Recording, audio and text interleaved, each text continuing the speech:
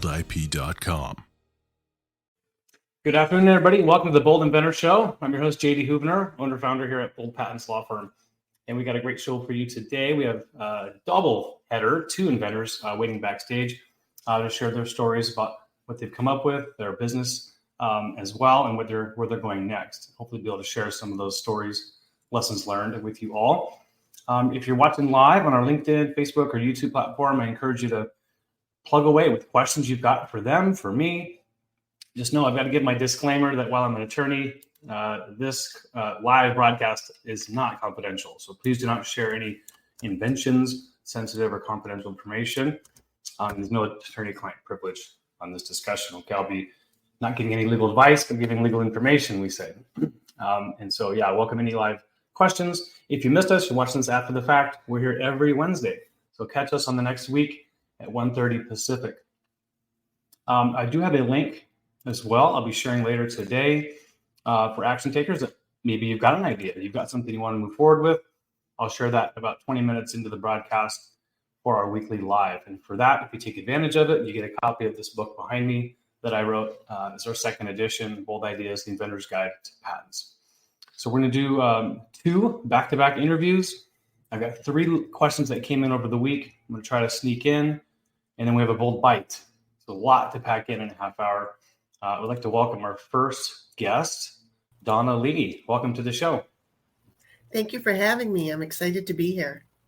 Yeah, it was awesome. Well, this has been a couple months now. We've been bringing, inventors from the wild, we call it. They're not necessarily bold clients, but have been out there making, inventing, and bringing products to the market. So thank you for your courage and being vulnerable to come up here.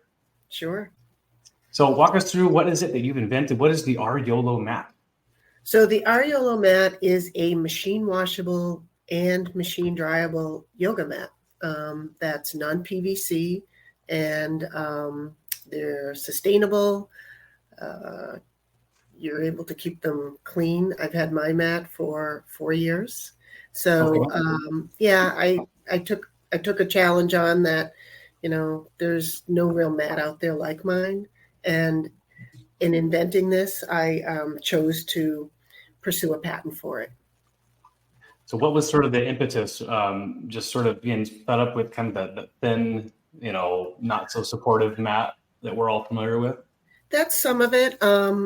I was actually using the mats at my club, and this was pre-pandemic.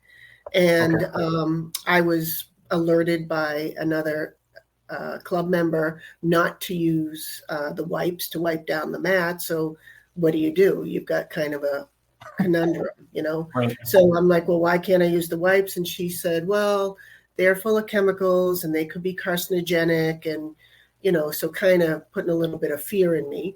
So I'm like, what do I do? And she's like, well, just go buy your own mat, so I did, and that disintegrated within 6 months. So I'm thinking, that's a lot of yoga. I was doing it like 6 days a week and all that good stuff. So and I probably bought not the best brand, but I realized that, and I had a towel on my mat too. So I'm kind of got all these props to keep my skin away from the mat itself, and, right. Kind of improvising in a lot of ways. So I thought to myself, there must be something better out there, and that's why I actually hired a patent researcher just to determine. Yeah, so determine if there, in fact, was something like this.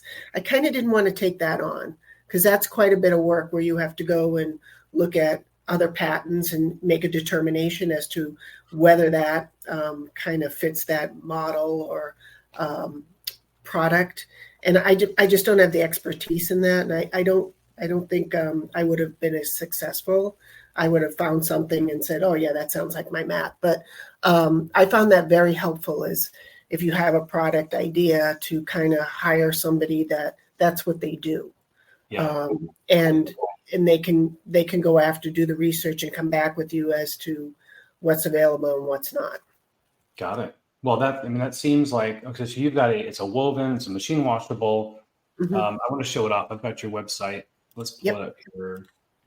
ryolo.com. So this is the homepage of your website. That's the mat right there that we're looking at. That's correct. Yeah. So I'll tell you what it's made out of. It's kind of pretty simple. The top layer is Turkish towel, which is super absorbent, and is also a type of cotton that doesn't promote bacteria or any kind of growth like that. So, and that's why it's easy to kind of just maintain it and take care of it. There's a padding in the middle, which two purposes for the padding is for comfort and also for manufacturing purposes, because the towel is fused to the padding, and then the bottom layer is a non-slip rubber that's non-PVC, and they use it on sailboats. So it literally is like crazy going to the ground. It's a non-stick or a non-slide. Yes, non-slide rubber. Yeah. So we just kind of put all three together, and somebody recently said to me, so basically a towel married a mat, and I'm like, yeah, that's kind of it. I like that. Looking at your patent here, this was published. Well, it's a patent application, so it looks like you're still pending. Is that right? No, I got my patent. I got notification in December, and then I got my patent number in March. Oh, that's awesome. Well, congrats on that. Is that a utility or design? It's a utility. Utilities, cool. So, I mean, that's incredible. So are you happy with the way it ended up? Are you going to be filing overseas as well, or just U.S.? Well, right now my mat is made in the U.S., which is also important to me. And what I'm looking to do, which is kind of what I wanted to do from the start to now where I am now, is get the patent, get it validated that I do have a product, and start doing some licensing agreements with some big players on the scene. Because right now we're going into, you see a lot of sustainability. You see a lot of these big players turning into the, mindfulness, health and wellness. So they're doing some pivots there, and I kind of want to capitalize on that. Okay. Last kind of line of questions here, because I want to make sure we get enough time for other guests. Looking back, how long you been at this, like time-wise? How many years? I started this whole journey on January 1st, 2020. I filed for the patent, it's 2.5 years. So 2021, September of 2021, I filed for the provisional patent, and then I had it converted to the utility patent in 2022. So it took me 2.5 years to get the actual patent, which from my understanding, that's fairly quick. It's not bad at all. Yeah. But I mean, so you've been at this for 3-4 years. And in that time period, if someone was going to start a different product, right, and they're looking for advice from you, what's the one thing you would tell them, hey, I would do this differently, or double down on this? What's some of your big advice there? My big advice in the patent area, I thought I could do this myself. And honestly, I'm pretty good at figuring things out, but I realized I filed the provisional patent initially, and I messed it up. And it was something simple, like I forgot to put a slash before my name and after my name. And it immediately, and I didn't get notified, but it immediately went into like a resting state. And I reached out to the patent office, and then I found out that it was in, I forget the term, abandonment. Yeah, right. Yeah. And I was like, what happened? And, I find out a simple thing like I didn't put a slash before and after my name, which is indicative of your signature. Even though my name was there, it still didn't count. So I learned that lesson that, this is not my world. I need to kind of work with a patent attorney, and they'll just ask me questions and I'll answer the questions, and they can do all the extra work. And, my patent is about 37 pages. All right. For a yoga mat. My goodness. Yoga mat. Right. I love it. Yeah. Donna, thank you so much.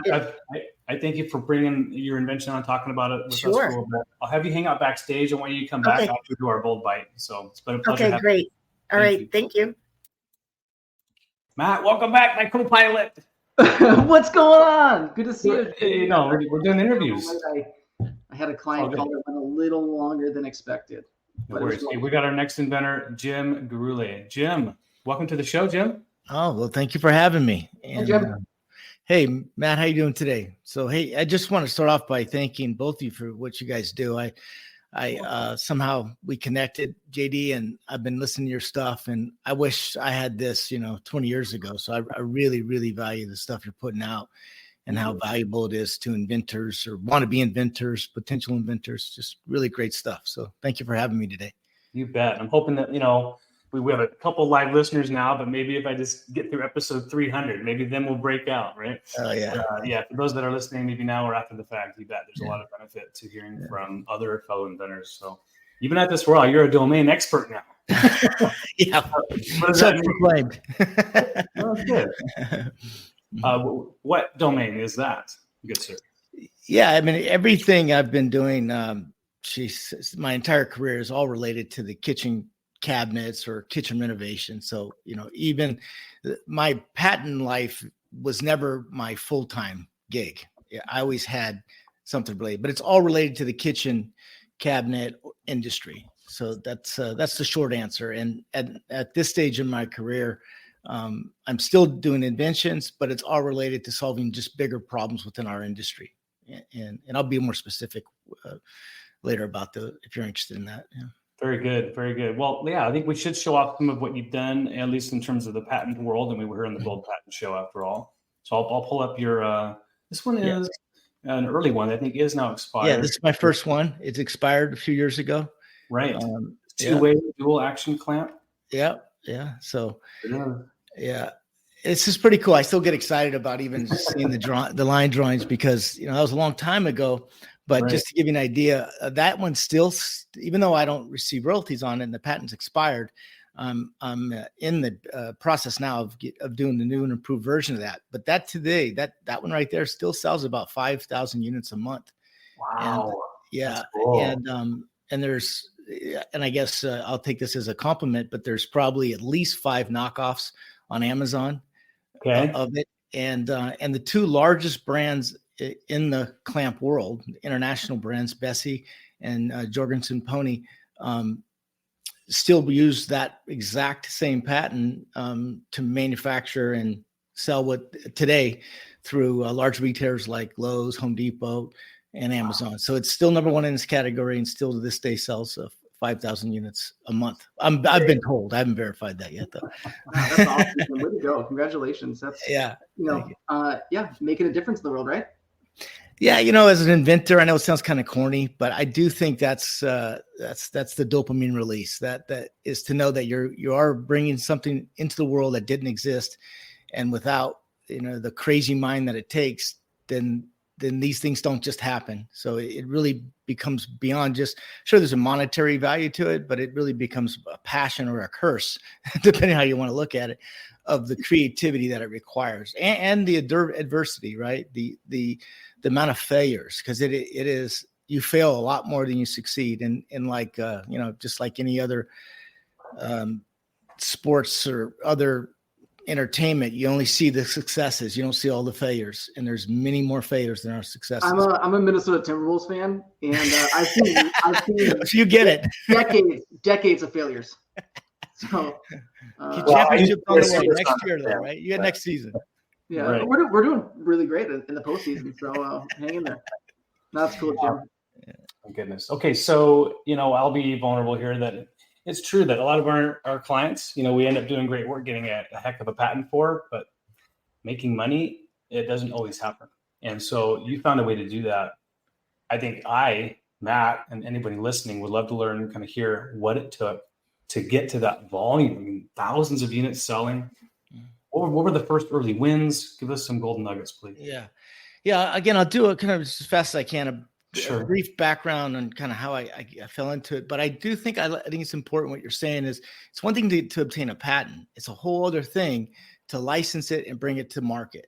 And I think people get misled. Just because you have a patent, you have this like winning ticket. That's not how it works at all. In fact, you have to make it. So I think, as I said, when the first patent that I received, I didn't approach it as an inventor. I was actually a cabinet maker. I took wood shop in high school. I wasn't a great student. I later found out I had dyslexia. So I don't know if you know anything about dyslexia, but your brain really is seeing things completely different than everybody else. But it turns out that dyslexic brain also sees things in 3 dimensions. and it sees concepts and pictures far greater than the average person. So even though it's frustrating in school, my mind, it was already thinking differently. So when I was making I went out of high school, became a cabinet maker to support myself. And when I was making cabinets, I was learning about how the cabinets are put together. And then I moved from that to installing cabinets. And then I went, wow, this is just like Donna. It was a problem. I was frustrated with having to use 3 different clamps to attach the cabinets together. And that's ultimately what I ended up doing. I took 3 clamps, combined them, and then added a drill guide to it. And that's what became that patent. But the reason I was able to license it was because at that time I went from installing cabinets to selling cabinets. And then I was a manufacturer's rep. So I really understood the numbers from the data, right? I knew that many cabinets a year were being made.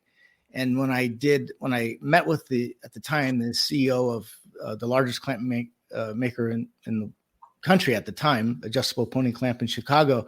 How'd you get that meeting? You don't just well, again, that's a whole other, but the fact matter is I got the meeting and I got on a plane and I flew to Chicago and I presented it to him, not as this great idea, but hey, look at this market, every day. Because at that time I was selling cabinets. I wasn't making them or installing them. I was a sales rep, selling a lot of cabinets. I've sold actually close to $500 million worth of cabinets. So I knew the amount of times this clamp could be used, and he was a great guy. And it was hard. It was, he turned me down, and it's emotional, right? It's personal because and that took about a year to get that licensing deal done. But I had to sell my idea. And then they actually took it through the patent process. So I didn't have a patent at that time. I really had an idea. Wow. Yeah. And you're lucky that they were fairly honest with you. Not advisable. I was very lucky. Thank you, Matt, because that's not how the world is anymore, by the way. The world's changed a lot.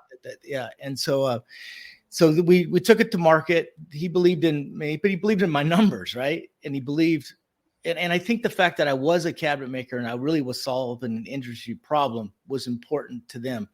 So that went pretty well. And then, but from there, I went on. I think if you went to, I think I have like 5 patents. No, four patents issued with my name on it. I think 4 of those are I'm the sole inventor. One of them is a co-inventor. So even though I licensed that one, it was doing well, we tried to bring a second one to market. And this point, it was frustrating because that company had their ideas how they wanted to do it. And so basically what I'm saying is there was 3 losers and 1 winner, right? Yeah. And a lot of money spent, a lot of time, and a broken ego too, a few times, right? So that's I'll leave it at that. I can go into more details of how that all played out, but in the long and short of it was that company was I wouldn't say purchased, but that company went out of business because of what was going on in China, and China bought the brand and they moved all the manufacturing and really they bought all the IP and my patent, the one that we're talking about, and both of them were in the transaction, right? The sales transaction. So I ended up in a lawsuit, not a lawsuit. I had to cost me a lot of money to get my patent back because I had licensed it to this company. And then they took all the IP when they bought the company. And this is what makes me appreciate attorneys on a number of levels, right?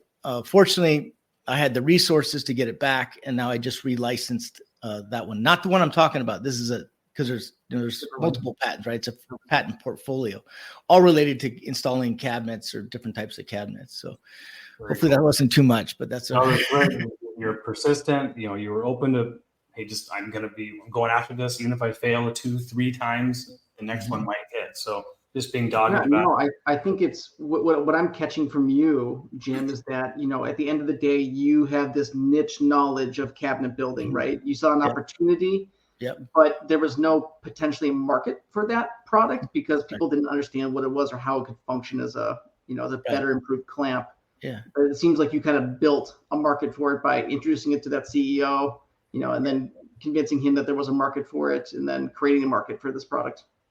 Yeah, it's I think the language they use is I did create my own category, and that's not easy to do because you're asking somebody to believe or see something that they can't see or doesn't exist.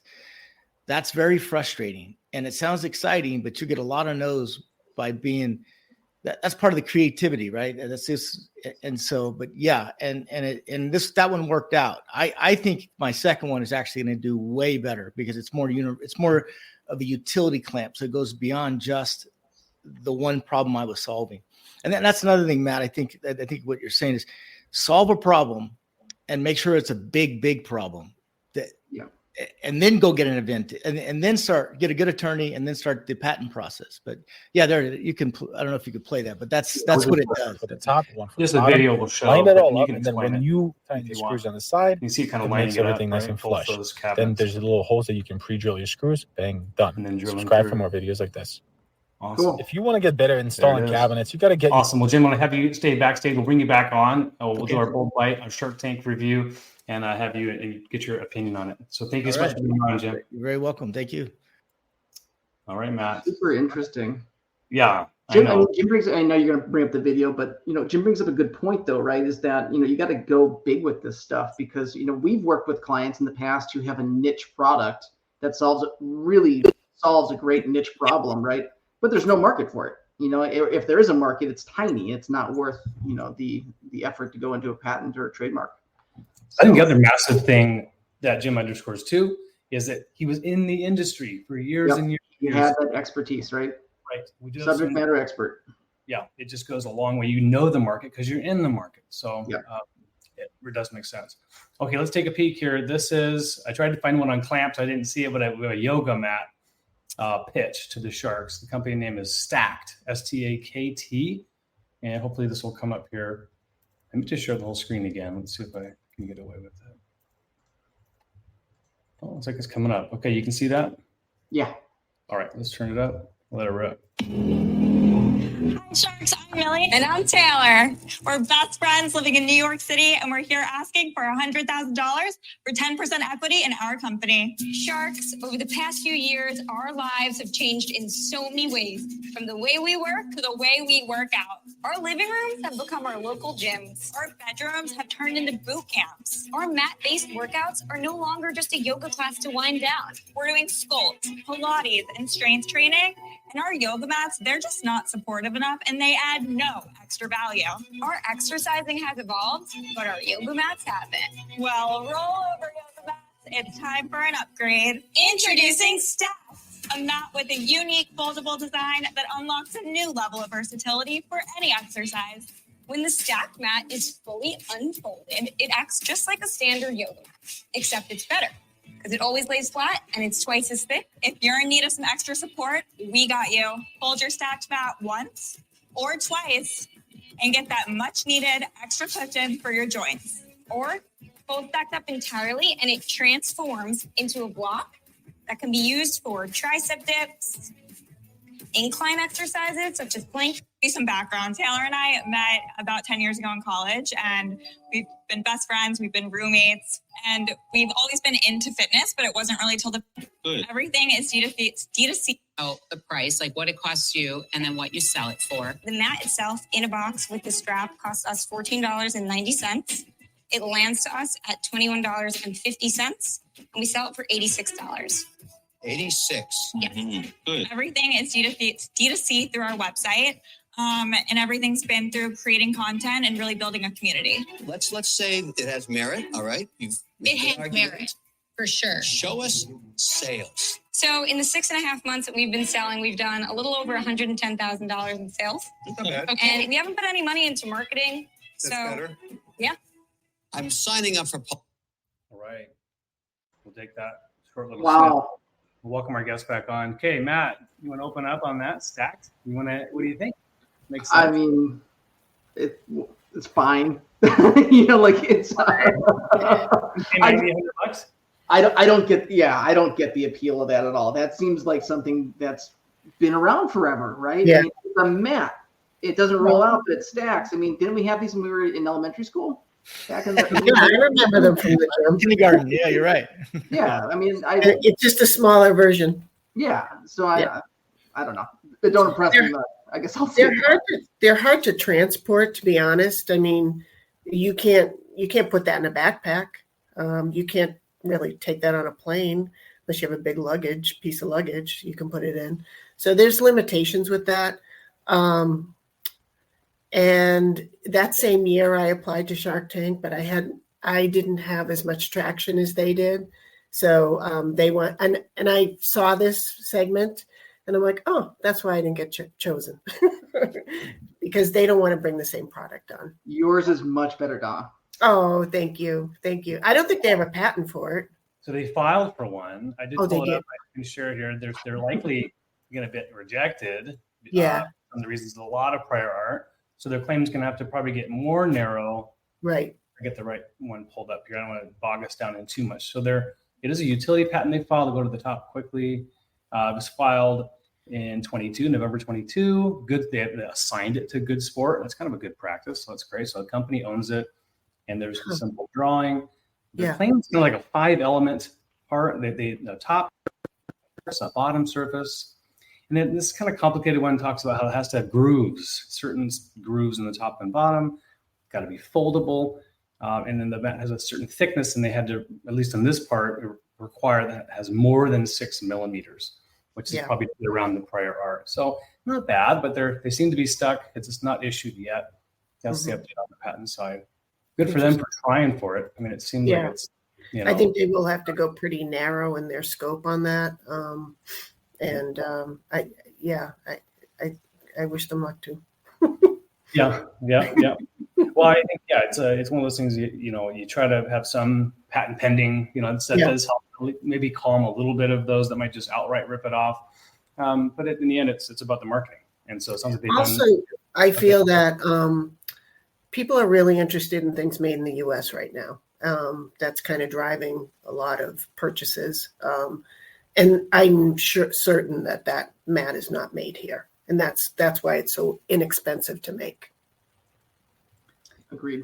Matt, what's your take on the yoga mat trademark? Yeah, so they have 2 trademarks, 1 application, 1 registration for Stakt as a word mark. So protecting the letters of the name SKA or STAKT. The one for the yoga mats is registered. It's been registered for quite a while. And they have another one for gym bags, yoga towels, yoga socks, kind of yoga accessories. And that one's pending. Okay. But the trademark, is conceptually registrable, in my opinion. Obviously, they're playing on the word stacked, like they're stacking these things up. Right. That's not descriptive. It's just, suggestive. So it's registrable. In terms of the name, I mean, I'm not a huge fan of it, but they did register it. It's working for them. So, good for me. Very good. Very good. So that 1 registered, 1 pending. That's good. At least they're thinking about trademarks as well. It's something that not all businesses think about right away before you launch. You want to make sure you're in the clear, not stepping on toes. So cool. I want to offer, we didn't get any live questions this day, but we had some live viewers. So if anyone watching, Jim and Donna, would you be comfortable if I give out your email address if they want to reach out with follow-up questions? Absolutely. Yeah, sure. Okay, very good. I'll send that in the comments here. And I will also put that link in. I promised everybody earlier. So this is our weekly live link. If you want to schedule time for a free discovery call, you'll be chatting with Dallas and learning about inventions, patents, trademarks, any questions you've got to see if it's the time to maybe move forward. That's the link right there. So please give that a click. And for Matt, myself, and our 2 guests, Jim and Donna, thank you for joining us today. Wish you guys a great rest of your week. You as well. Same here. Thank you so much. Bye-bye. It was great. Bye-bye.